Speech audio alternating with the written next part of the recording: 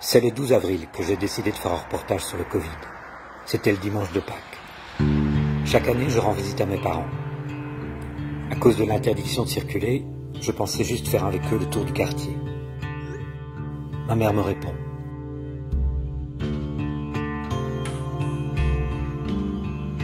Un civique, elle a dû entendre ça à la télé. 4 étages nous séparent, mes parents et moi. 4 étages, une génération et des convictions. Pour mon père, cette pandémie, c'est la fin d'un monde. Médecin à la retraite, 87 ans, en décompensation cardiaque. Une cible parfaite pour le Covid. Il a déjà rédigé son testament, il refusera les soins intensifs. Ma conviction à moi, c'est que cette pandémie est plus médiatique que sanitaire.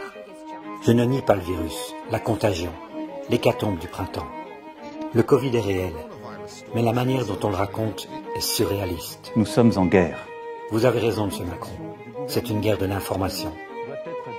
Les prévisions alarmistes, accouchées par des modèles épidémiologiques, sont une arnaque. L'expert Neil Ferguson nous avait déjà trompés pour Ebola, pour le SRAS. En 2005, il a prédit 200 millions de morts pour la grippe aviaire. Au final, il y a eu 282 décès. Ferguson en remet à nouveau pour le Covid. 500 000 morts en France. Il y en aura 30 000. Les médias raffolent des oiseaux de mauvais augure.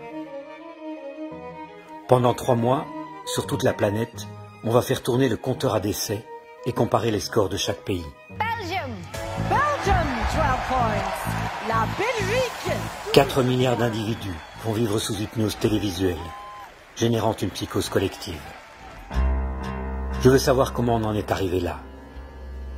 Depuis 6 mois, je me réveille la nuit avec l'impression de vivre un cauchemar, avec l'intuition tenace que quelque chose d'énorme se joue.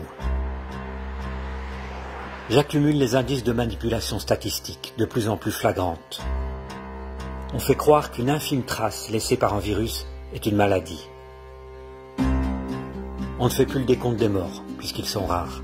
On cumule les tests positifs. On impose le port du masque en plein air, sans aucune évidence scientifique de son utilité.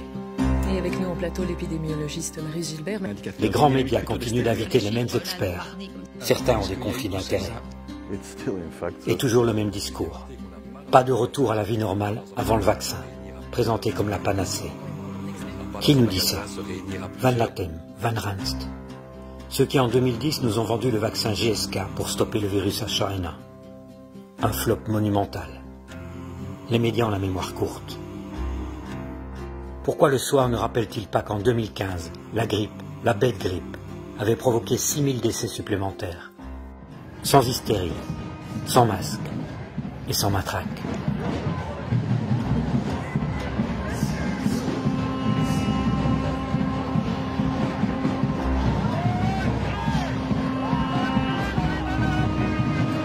Le masque partout. C'est qu'on n'a aucune argumentation réelle pour pouvoir soutenir cette décision. Partout dans le monde, des voix s'élèvent pour dénoncer une instrumentalisation de la crise à des fins politiques, économiques, commerciales. Pour moi, c'est un grand délire, mais qui est instrumenté, parce que c'est pas Par qui? Par Big Pharma. Tout ça est instrumentalisé. Vous savez quoi? On va tout de suite vous dire, vous êtes complotiste, professeur Perron. En Wallonie, certains pourtant... En Belgique, les télés ont mis des mois avant d'inviter sur leur plateau des professionnels de la santé qui contestent le discours dominant. Si on donne des nombres absolus, ça ne veut rien dire nulle part. Il était temps. Le 9 mai, mon père m'avait envoyé un courriel. Le journal télévisé de 13 heures ce jour confirme la reprise de l'épidémie en Allemagne. L'heure n'est pas au relâchement. On le voit dans certains pays comme l'Allemagne, la courbe repart à la hausse. En réalité, le 9 mai, les chiffres continuaient de baisser en Allemagne. En certains endroits, on pourrait même reconfiner. J'ai vérifié sur les chaînes allemandes. Il s'agit d'un seul canton où un abattoir est concerné.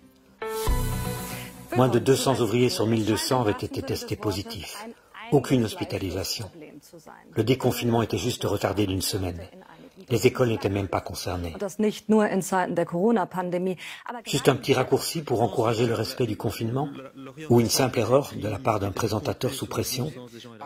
Elle est humaine, l'erreur, mais elle va toujours dans le même sens, celui de la peur et du pire. C'est pour mon père que je veux mener cette enquête. Et pour toutes celles et ceux qui doutent. Qui se demandent si nous ne sommes pas victimes d'une vaste mascarade. Qu'on ne me dise plus jamais que la presse est un contre-pouvoir. Je veux faire ce film parce que je ne décolère pas. Incivique et irresponsable